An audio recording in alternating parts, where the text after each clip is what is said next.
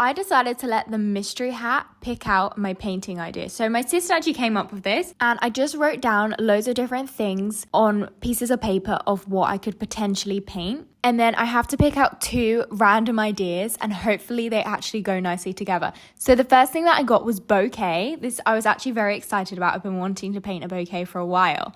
And then the second one, I got hot air balloon. So this kind of stumped me because I was like, how can I incorporate the idea of a hot air balloon and a bouquet? So I just got my sketchbook out and I was kind of struggling. Like I wasn't sure which idea to go for, something which looks more like a hot air balloon, or be really creative with it and maybe turn the hot air balloon into the bouquet. So the first thing I did was get started on the background, and I wanted to make it like an abstract, kind of inspired by the sky, but not literally the sky. Honestly, going into this, I had no idea of what colors I was going to use for it. I just kind of freestyled it.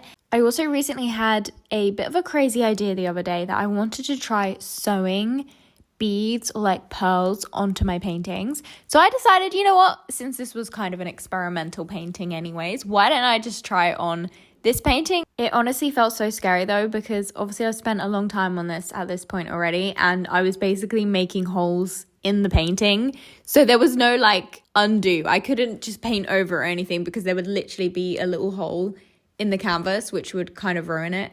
And then even though I'd added the pearls, I still felt like it was kind of lacking something. I added some like ribbons and extra details because I just felt like the balloon part especially needed more details, because the basket obviously has all the flowers, so it's kind of ready detailed. And the background, I added some more swirls and different, like doodles and things like that. And this is the final result. Let me know what you think in the comments, and if I decided to go with this concept the right way. It was really fun to get out of my comfort zone.